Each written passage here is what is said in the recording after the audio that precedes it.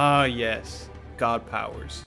With a long history of additions, deletions, and changes, they are one of the most important and interesting mechanics in the game. Hello, everyone. I am the Outlaw, and today we're doing a masterclass into God powers. So, let's jump right in. But what is a God power? Well, basically, it's an ability that you can perform one time per each turn in exchange for a certain amount of mana. Not complicated. And for each god, there are 3 different god powers. And because there are 6 gods, that means there are currently a total of 18 different god powers. And like the core cards and welcome set cards, they are subject to changes. Many changes, in fact. At one point in time, there used to be 4 god powers to choose from instead of just 3.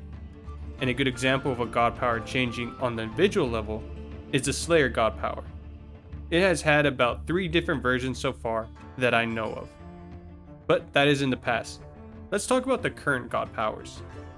So we'll start by going through each domain. Let's begin with War.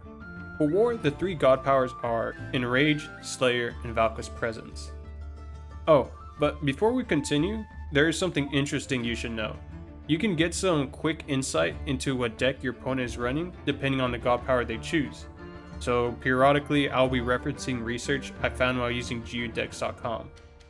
The first War god power is Enrage. Deal 1 damage to a friendly creature and give it +1 strength at the cost of 1 mana. So far, I've normally only seen this god power used in decks that run a large amount of armored creatures. You know, because it takes advantage of not dealing any damage due to the armor, but still keeping the buff. It's a fairly decent god power if you have the right deck. Next up we have Slayer.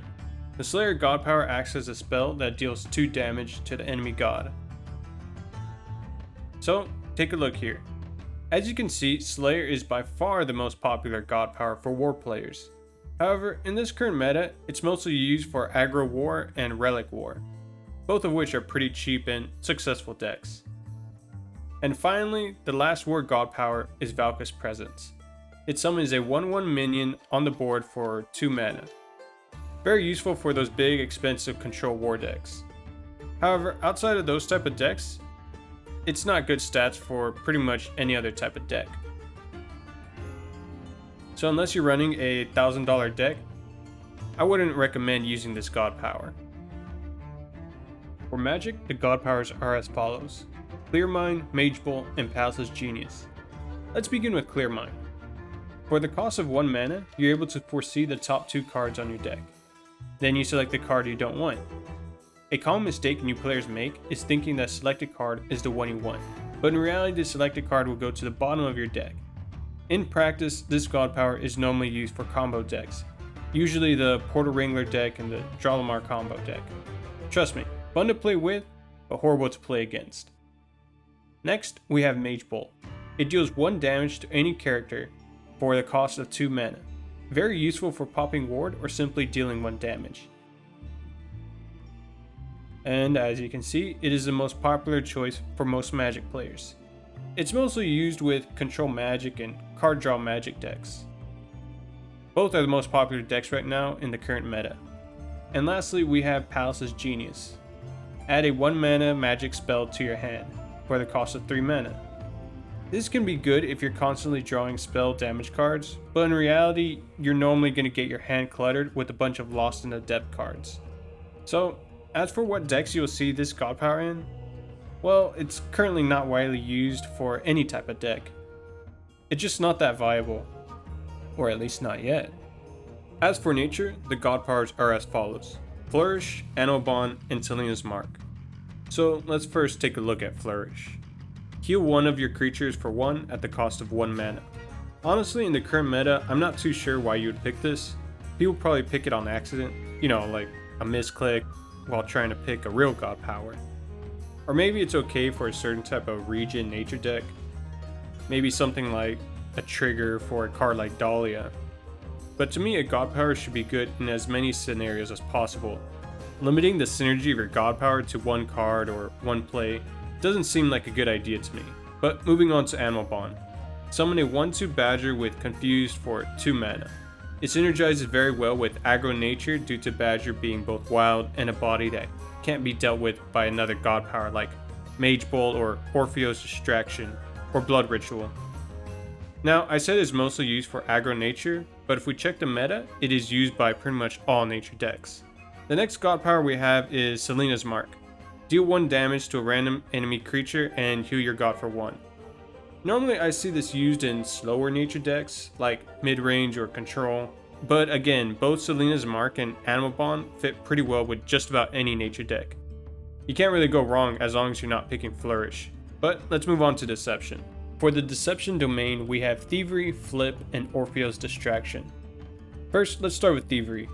Add a random 1 mana card from your opponent's domain to your hand for the cost of 2 mana.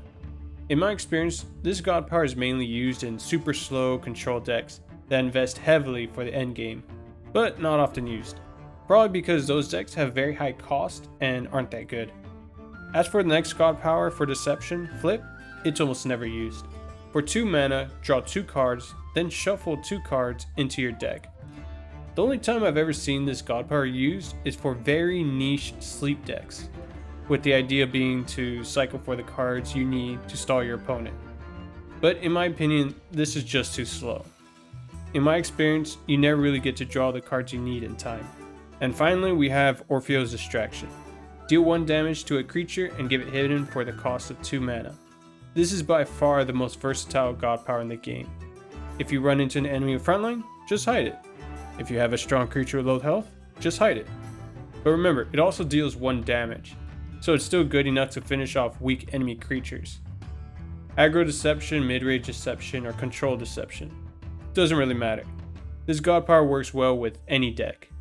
Light's 3 god powers include Heal, Summon Acolyte, and Lysander's Honor. First, let's take a look at Heal. Heal 2 to one of your characters for 2 mana. Solid god power. It helps conserve resources and it synergizes very well with a card like Cern. Healing him will make you draw cards. Very useful. But if we take a look at the current meta, we can see that Control Light primarily uses this god power. And that is a solid win rate. But moving on. Next we have Summon Acolyte. For 3 mana, you're able to summon a 2/2 Acolyte. Very useful in aggro light decks where adding an extra minion on board is crucial for winning. Again, another solid god power. And if we check the meta, most players think so as well. So next up we have Lysander's Honor. Give -1 strength to an enemy creature for 2 mana. Not very good and not used very often. Unless you're Copper Pitch and you're trying to live the meme dream. But if you're trying to rank up or win games, I suggest you stay away. Death's 3 god powers include Blood Ritual, Soul Burn, and Neferu's Sacrifice. So again, starting from left to right, first we'll have Soul Burn. Deal 1 damage to both gods for 1 mana. This god power is mainly seen in zombie decks due to its synergy with Frenzied, not to mention the other death cards that get buffed when a god takes damage. Just take a look at Faithbreaker. Yeah, it's pretty crazy. Next up we have Neferu's Sacrifice. Draw a card and take 2 damage for 3 mana. Almost never used. The only time I've ever really seen this god power used is for a deck like Casino Death. A deck where you need to run a lot of draw. And finally we have Blood Ritual. Destroy a creature with 1 health or less and heal for 1. Very common for most types of death decks. Very useful for both removal and healing. The neat thing being, this god power can go through both armor and protected. I think that's why it's the most used god power for death right now. You see, that was only a basic summary of the god powers. But nothing is that simple. We're going to look into some of the more advanced mechanics that mess with god powers. So remember when I said this was the mana cost for the god power? Well, there are cards that can mess with this. For example, there's Porphyrion. It increases the mana cost of your opponent's god power by 2. Also, what is quite interesting is the definition of a god power. Look, it could only be used once per turn. Fair enough, that makes sense. Unless you have this card, it gives you the ability to use it twice. But those aren't the only aspects of the god power that can be messed with. Do you remember that in the beginning phase of the game, you choose your god power? Well, that doesn't mean you're stuck with that god power for the whole game. There are quite a number of cards that let you switch god powers in the middle of the game. See this text? Delve a common god power? Oh yeah, don't be confused by the common god power part. That just means any of the 3 god powers that belong to your god's domain. But why does it say common god powers and not just god powers? Well, this is why.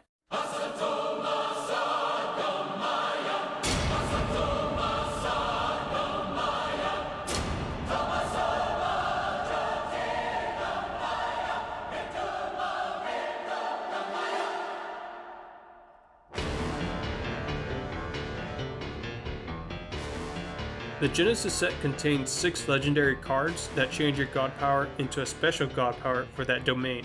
Unfortunately, despite how cool they look, they all kind of suck. Oh, and don't expect any gameplay footage. I don't own any of these cards. So first, let's start with War. Rune. Deal 1 damage to each creature.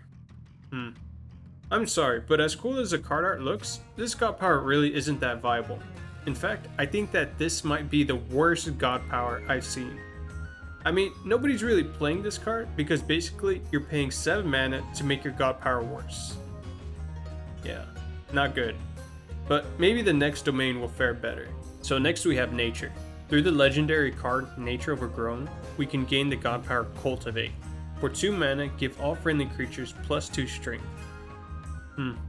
Not that bad. It's much better than War, but it's still quite costly to use.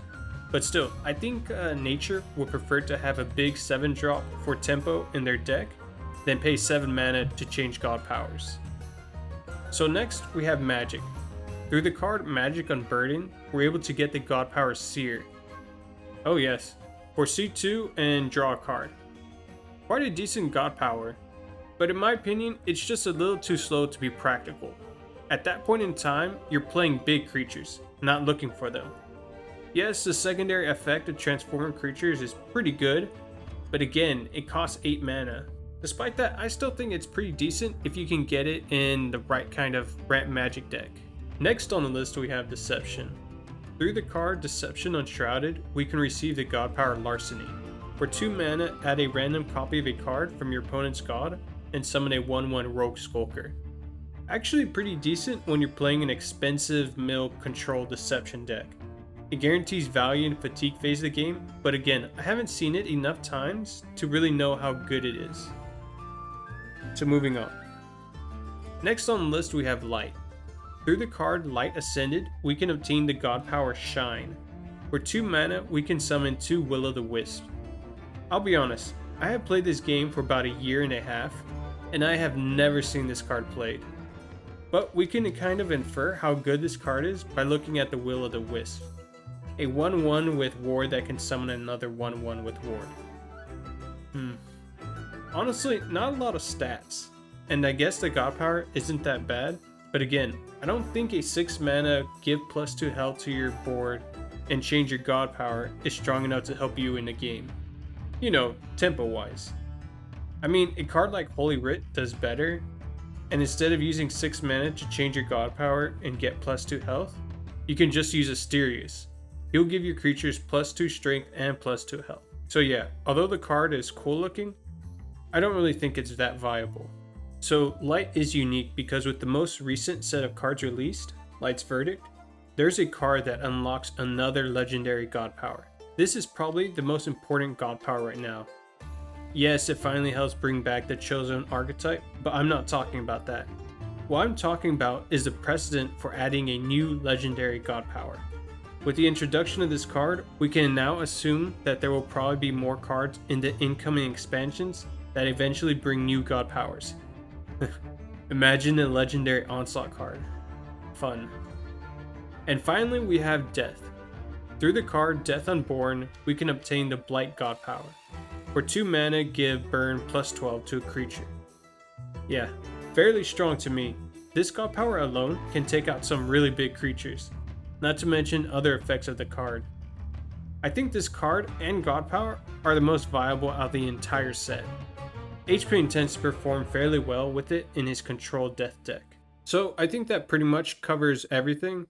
Now I could get into all the changes that have occurred for each god power, maybe also make a timeline of all the different god powers that don't exist anymore, but that would be like an hour-long video, and honestly I'm just too lazy to do that.